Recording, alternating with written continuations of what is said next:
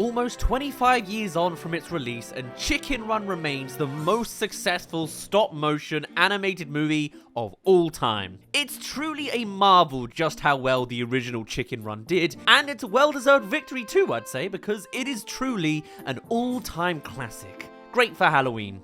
For a studio that at the time had never made a feature film before, it is truly incredible what Aardman achieved. I mean, Chicken Run was the movie that led the Academy Awards to introducing the Best Animated Feature category. However, cut to this current period of legacy sequels to older movies, and Aardman decided to also get in on the action by repeating the same-ish traits with Dawn of the Nugget. And in fairness, I was seeing a lot of nostalgic memes circling around at the time, so the movie was definitely still in the viral consciousness. It's not as egregious as some other examples that are out there. And of course, with people all over the shop doing their best don't like gravy impressions, Don't like gravy. it was only natural that Netflix would pick up on a trend and go into business with Aardman. Skip ahead a few months of blood, sweat, and tears, and when it eventually dropped on Netflix, my reaction was that the movie was fine, but nonetheless disappointing and a step down from the original. It's very big boots to fill there. However, now that the recency bias has faded away, I have no issue really saying that Dawn of the Nugget just isn't that good. And that's not easy to say, as I have a great deal of respect of the craftsmanship that goes into these movies. Even in the weaker Aardman efforts, you can never accuse the execution of the animation being lazy. The level on detail on screen is persistently impressive. However, even with all that considered, I am still going to voice some criticisms when they have them, and with that, we reach the opening scene of the original Chicken Run. I think this is up there with one of the best opening sequences in clearly setting up the building blocks of your story. From the first moment we're introduced to a bleak English evening over a muddy plain obscured by towering fences, we don't need to see a single character to get that theme of imprisonment. Then, once we are introduced to Ginger and Co., no time is wasted in introducing the motive that this entire movie's spearheaded around. They're already attempting an escape, and with that grim and intimidating setting executing so well in the opening seconds, we don't need to know a great deal to completely understand why they don't want to be there. The brutal execution of a chicken 5 to 10 minutes later quite literally nails that point on their head. My god. But the work begins here. But that's not all we learn. With Ginger at the front with the plastic spoon, we get both her resourcefulness and leadership. And then, telling the others to flee while she takes the flak with very little dialogue, we also get across her loyalty and selflessness. And to top it all off, when Mr. Tweedy catches her, his whole attitude makes it clear that this isn't the first time that she's done this. No chicken escapes from Tweedy's farm! Before the title card, and we have everything we need to follow the themes, characters, and narrative direction of this movie. Like the best animations, it's predominantly visual storytelling. It sets the tone with the world of the story, we have a clear sense of threat and stakes, and the story is fully in motion within seconds. Cut to Dawn of the Nugget, which begins at a key disadvantage. Its setting is the resolution of the first movie. We've got our happy ending. We're living in it. Now, this is not always necessarily a bad thing. The best sequels take advantage of starting directly where they left off, expanding the journey from there. You know, in Shrek 2, they fully utilize the fact that they ended with a happily ever after by directly dealing with how Shrek and Fiona's relationships evolves and is challenged after that point, directly tying into the movie's themes of twisting traditional fairy tale archetypes. However, Chicken Run didn't just end with a happily ever after, they went for the full-on characters end up in an idyllic paradise with cocktails and sunglasses ending. We've seen a few movies and cartoons do this. It's what you do as a quick comedy resolution, which leaves your characters in such a good situation that's exactly the opposite of where they started, that you'd be hard-pressed to do anything else with them beyond that point. It's also past the completely wacky climax of the first one, where they made a flying machine out of the hen houses and ended up here, which also works against it. In the first movie, it's kind of as grounded as you can be with some weird-looking anthropomorphic chickens. It has the luxury of building towards this insane climax. Here, we're in the world beyond that insane climax, and the only direction they can go in from here is going even more wacky, as we'll see. However, when Netflix funds you to make a sequel, you've gotta find a way to make this work. And so we begin the movie back on this oasis, which, when it was conceived, was only intended to appear in a 30-second epilogue. And our film begins with the brightest lighting and colors you could ever imagine. And considering the setting we're starting off in, this makes sense. In some respects, you could say that there is a plus to be had from directly contrasting with the opening of the first movie. However, the thing is, animation is kind of like this for a lot of movies. I guess the word I'm looking for is clean? I'll get onto what I mean in a second, but in the scene itself, we establish that the chickens are now fully settled into their paradisical lifestyle. However, if you did want an image of what the first movie looked like, don't worry, we have Rocky narrating a quick recap. I'm gonna tell you a story. I mean, fair enough, it's almost been a quarter of a century since the first movie. The audience will probably need a refresh, and it does set up Tweety as a looming threat from the get-go, and as the promos geared us for, Ginger and Rocky are having a baby too. This time voiced by Thandie Newton and purple crayon boy himself, Zachary Levi. Yeah, that's another layer of fun drama surrounding this movie. They replaced half the voice cast, that's what happened. Absolutely outrageous. Presumably it was really so they didn't have to ask Mel Gibson back, because why would you? However, in order for them to not have to directly address that as the reason, they just replaced a bunch of them. Except Jane Horrocks as Babs, of course, because, you know, memes. However, the thing that really got everyone's feathers ruffled was them claiming that the original Ginger actress Julia Sawalha sounded too old, only for her to then immediately pop up in television interviews, clearly demonstrating that not to be so true. And whilst this didn't really affect the movie's publicity internationally, this left a stench in the UK press and social media channels for some time. To be fair, whilst not as snappy as the original's opening, they do meet the plot point of having an egg together fairly swiftly. It does then take a little bit longer for the rest of the plot to start rolling, but hey, it's a start. However, an unconvincingly executed chase of an egg occurs, and then...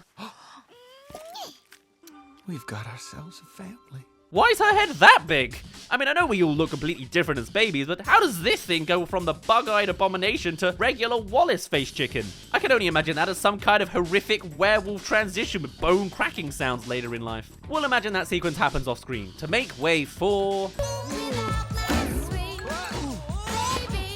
a toe-curling new pop song that doesn't fit the tone of the movies at all. We basically get a growing-up Hakuna Matata sequence, except without the Hakuna Matata level song. It gets the job done, but it isn't quite on the same level as the first opening. However, I think this bit can still be enjoyed once you accept that you're not going to get that visceral feeling of the original from this one. It's a different movie telling a different story, but that doesn't mean it's exempt from comparison, and the characters and story are very much reliant on what's set up in the original. This isn't a Wallace and Gromit situation where they basically get a reset at the start of every movie. In the song number, they do set up that the baby is already prone to trying to rebel and escape like her mum, and after the out-of-place tune concludes, we go to the real introduction to our pseudo-protagonist Molly, voiced by none other than Bella Ramsey. And no, she does not hold the cure to a mutated salmonella zombie outbreak. You get a cute enough beat where her and her parents have their relationship established. We get the answer to all of life's problems. Popcorn. This movie's generic item of choice being popcorn. To be fair, I do like that they show bits of ingenuity in the chicken's inventions established by the ship in the first one. Also, weirdly, this beat acts as a payoff in the third act, but we'll get there eventually. And to be fair, the character does make sense as Gingy's daughter, quickly gaining a curiosity for what's beyond her coop. Can we go over there? The other side of the water? Like Ginger in the first movie. However, for her, this is more of a privileged Nepo baby curiosity, whereas her mum was literally crawling through mud to make sure her and her friends weren't butchered and eaten. Nonetheless, it does work as both a character quality and a contrast with the first movie. From what I can see of the movie anyway. Man, those lighting and saturation choices are something. And to be honest, that's one of my overall criticisms of this sequel movie. The characters, the sets, the lighting, it's just so clean that I think it completely misses the atmosphere that other Aardman movies have in spades. It's almost like Aardman are now too good at animating their characters. In the original, you could see the slight imprints pop up on the puppets every now and again, which I really liked. Something that should kind of break the illusion of the animation weirdly makes it feel more alive and in motion. It gives it a frenetic energy which works great for a movie that kicks into gear in the opening few seconds. In fairness, Dawn of the Nugget is not a movie that kicks into gear for the opening 10 minutes, so maybe it doesn't need that energy. However, I remember interviews with big animation names like Brad Bird actively praising that extra layer of personality you get with Aardman, even going so far as to say that the medium he works in does not carry that literal imprint of craftsmanship. Yet, with Dawn of the Nugget, I'm not sure you see that in Aardman projects anymore. And I think there's a good reason why. In more recent behind-the-scenes features from the studio, you can see that technologies such as 3D printing are now in the mix, with a lot of the characters having different faces and ligaments for specific gestures, as opposed to as many opportunities to manipulate the models themselves, even making the models more durable when they're being handled by the animator. The result being something that is a lot more perfect. Not necessarily a bad thing, but it is something that does establish a difference from the style and energy of those Aardman classics. However, I do get it. These movies take long enough to make as it is, and if making the models more durable even slightly speeds up the process, that's a lot better for the production as a whole. Rather, I think this cleaner looking movie also comes from shifts in settings when compared to the first. Even leaving the Paradise Island that's supposed to look a certain way, two of the other settings also ask for these qualities. I'm talking about the fake Chicken Paradise and Miss Tweedy's James Bond style supervillain base.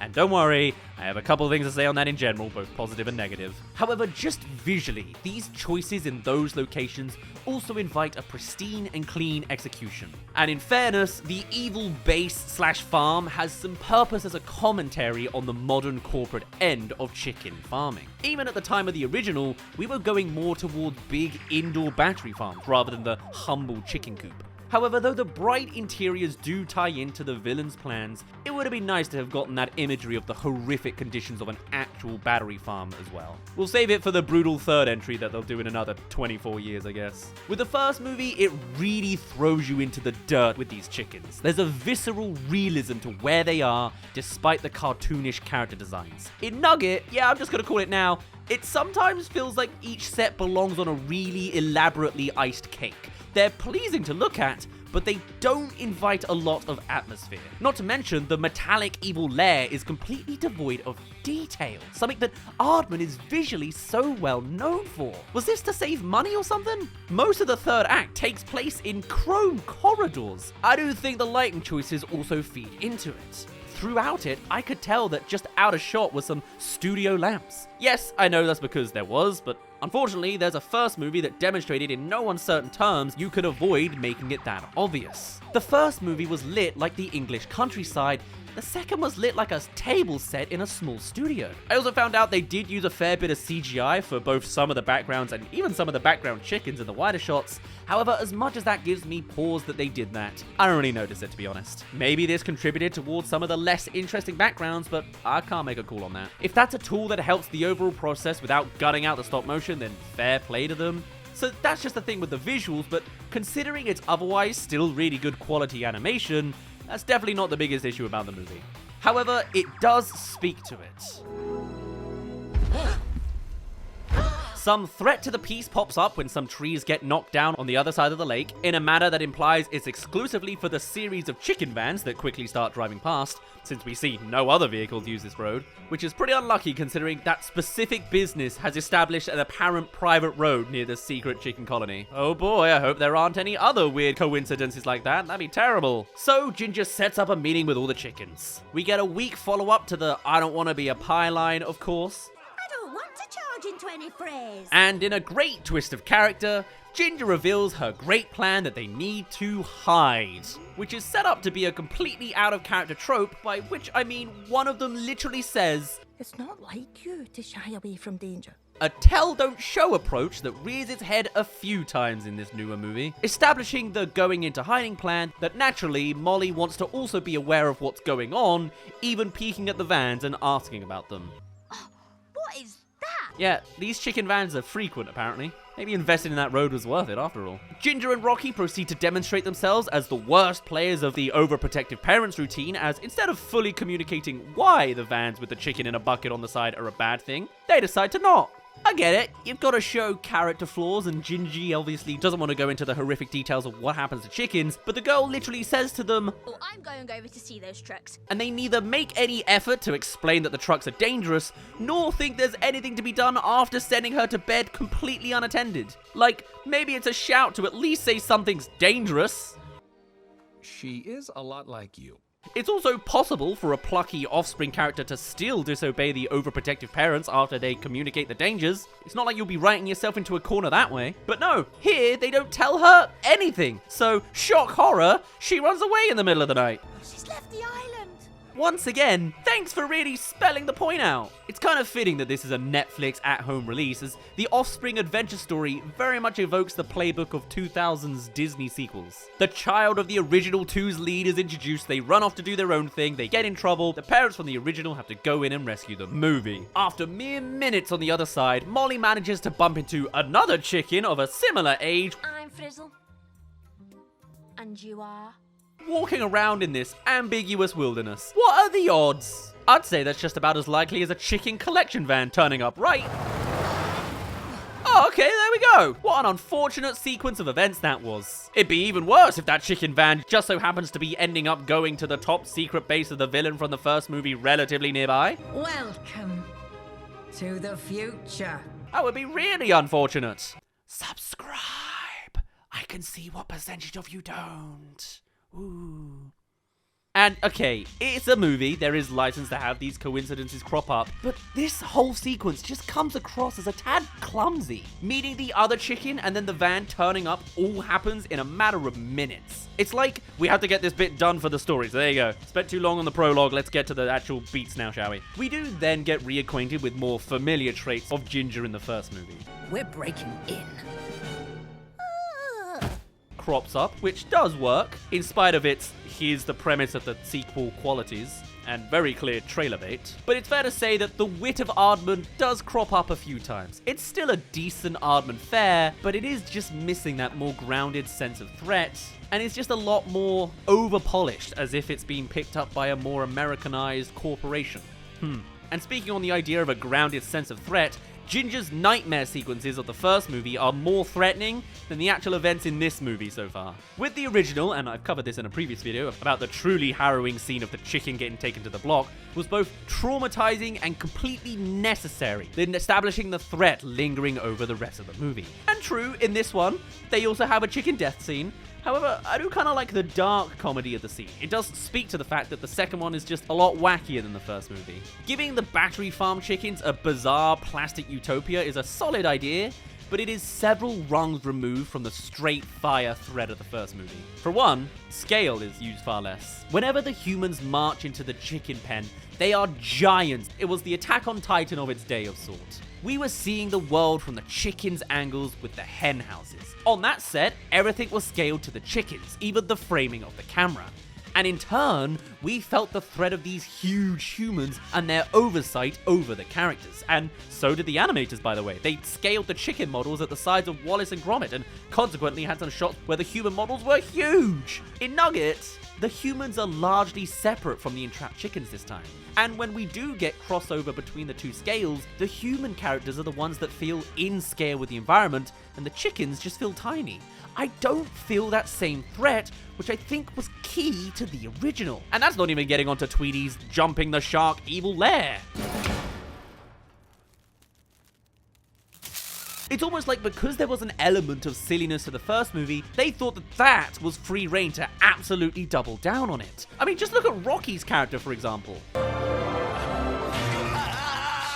First movie, him crashing into the pen from a cannon leads everyone to thinking that he can fly, and so he proceeds to take all the glory whilst tiptoeing around the truth that he can't. We all know this, and if there's one thing you can take away from that, it is that this guy is fully aware of his limitations, and if anything, is too laid back to even get past those limitations. In Nugget, all of a sudden, he suddenly goes full Buzz Lightyear deluded mode. Sure, I could jump over this dangerous fort in one bound. Sometimes you just gotta take a leap, Ginger.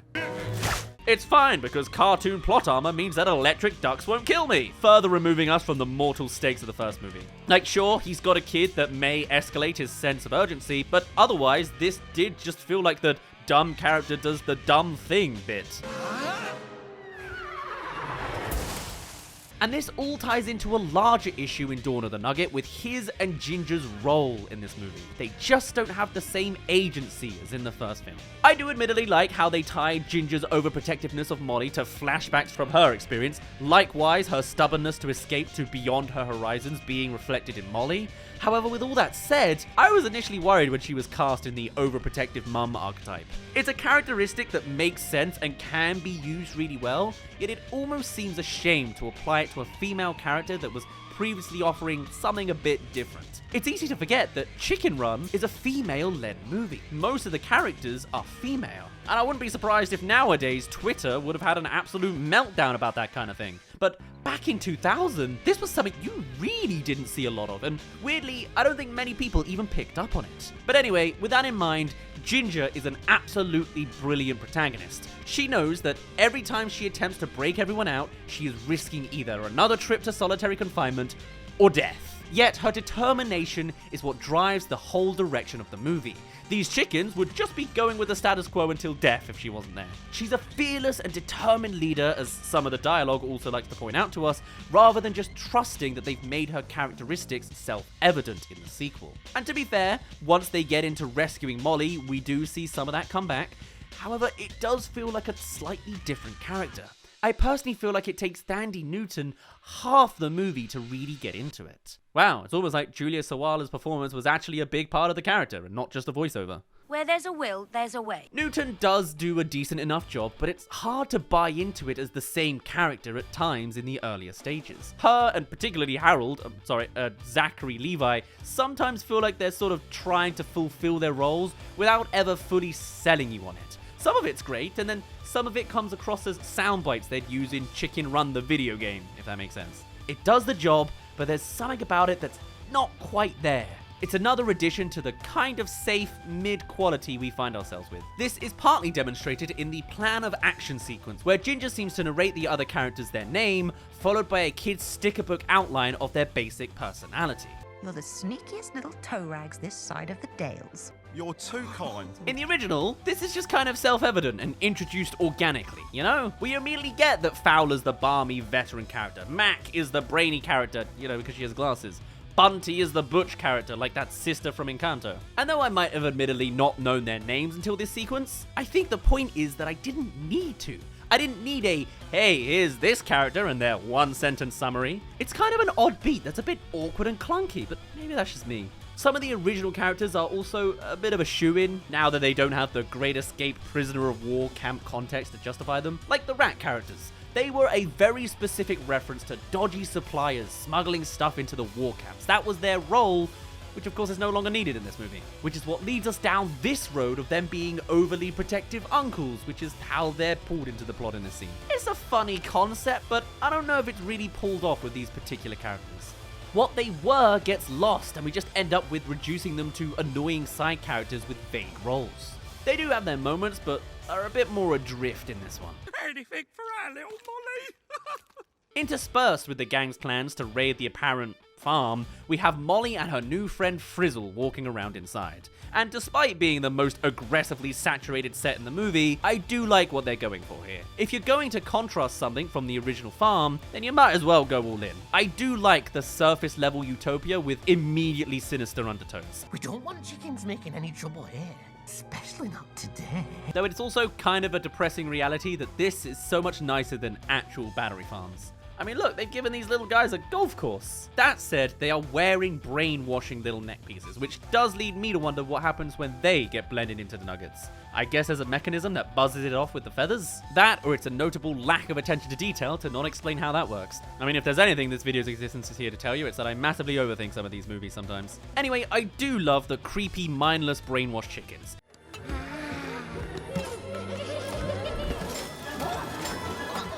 It's the closest we get back to that dark edge that the first one had in this otherwise sanitized sequel. Handing over to the break-in sequence, this is back to solid Aardman stuff, and it's pretty inventive. And after initial worries, they don't send a security guy to blow up in the sky. Wow, that guy gets taken out by a flash. Did they just take advantage of some medical issues there? Either way, this is probably one of the highlights of the movie, to be honest. It's one of only a few times I chuckled at this movie. And I mean, the amount of times we've had that kind of trope turn up, and it could have ended with the photo gag, but no, they did something else. No notes, brilliantly written. For a piece, captured in a bottle. Meanwhile, Molly has her Truman Show moment, though in this version, it's if Truman willingly went into the false reality. She escapes pretty easily, but I guess they did design this for dumb brainwashed chickens. And then we get some Hanna-Barbera cartoon-style animation from Aardman. Really cool. What if it could make a chicken happy to be processed? It's brilliantly dark as well. And then halfway into the movie, we get Tweety. Melissa. Tweety. And it's quite funny that she married a wealthy, evil genius only to completely emasculate him. And sure, we'll now talk about Tweety's role in this movie. Though her design's a bit different, this does generally feel like the same character. She's the same blunt, uncompromising alpha villain with a new guy in the pushover Mr. Tweety position. This time, Mr. Fry, who we were introduced to a bit earlier. Side note, I'm glad that Mr. Tweety original got out of that clearly problematic relationship. Live your best life, King. And I get it, it is kind of funny to see her business ridiculously upscale to evil villain base, all in the name of making nuggets. However, again, there was something about the fact that she was just someone running this small, isolated chicken farm that made her so intimidating. She didn't have to be an over-the-top James Bond villain to be threatening. And again, the thing I was talking about with the visual scale, to those chickens, she was a combined Godzilla and dictator towering over their tiny chicken world. And maybe the fact that she is the puppet master removed from the false chicken land does speak to our modern online times where we can't see the entities manipulating us. I don't know if it's obvious, but I just like the simplicity of that original movie. This one does seem to try and upscale absolutely everything, leading us to that jumping the shark quality. Because again, the ending of the first one effectively jumped that shark already, almost literally. Ow! But then we get the death scene. As I've already mentioned, both of these movies have one of these at notably different points of their movie. They're allowed apparently a solid 1 chicken death per movie tariff. In some ways, it's still a shame that it's largely play for laughs. Not for kids though, I'm sure they find this bit horrifying. However, you've got to appreciate the way they went for such a dark humor beat here. We even then get the steaming blended remains of this character in seconds. The dawn of the Nugget. Oh, they just wanted a name drop, didn't they? Because yeah, actually, Nuggets have been around for a while now. I'd say it's full midday of the Nugget at this point, if anything. Unless this is an origin of when they invented the Nugget, of course. What year is it here? I love you, Mummy. Is this kinky? Or is this meant to be a more innocent thing? I mean, generally here, they've kind of added a weird dommy element to Tweety. Do we talk about that? Because, you know, we couldn't have her just be a cold, ruthless person without some sexuality coming into it. Anyway, after that odd moment, we get the reunion of Ginger and Tweety. And of course, with this new Tweety characteristic in mind, she immediately sticks a collar on her. However, the brainwashing doesn't quite work because, as we know, Ginger is a particularly strong-willed chicken. Though, in case you couldn't put that together, don't worry, the film will still blatantly tell you with their words and not their visuals. I've just never seen a chicken so strong-willed. We get Rocky doing some Star-Lord dancing to help Zachary Levi live the illusion of a successful superhero franchise. And now the payoff for that popcorn bit at the start. Yes, that was actually foreshadowing, apparently. Ooh, that tastes nice. Is there any more? And honestly, there's quite a wholesome moment where Ginger does remember herself, and Molly hugs her, all proud and fulfilling their distrust arc from the start. Ah, it's the first time I've brought up their relationship because it's barely really, you know, developed in the movie. Kind of minimal when you think about it. Firm handshake will do, thank you. Fowler being confident in boundaries there? What a guy. I'm going back. And then the operations begin. And to be fair, it's a pretty solid third act. The gags are pretty good, there's stakes, action. You know, this is kind of what you expect when you're doing the sequel to Chicken Run. This is the good stuff. Finally. Even with a dark musical number, with the chickens singing, "We're all going on a summer holiday" as they march to their death. We're going on holiday. No, Babs. It's all firing on all cylinders until... Bye-bye. Again. Ugh. No, I didn't like that. Some dialogue choices here, man. That whole moment ran up to it like it was going to be a really badass line, but no. Just the same line from the original. Bye-bye. With an again on the end? God, that's so bad. And then... Oh my god, is this her body getting blended head first?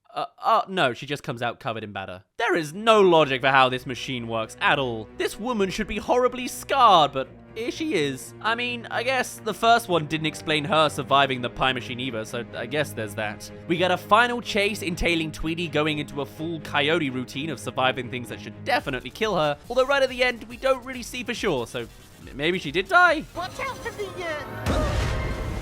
Until they do the third one anyway. Oh, the best thing about going on holiday is getting back home. Yeah, throw in another reference to an OG Babs line to finish off. Why not? Call it a day, take your paycheck. Let's just call this our happy beginning.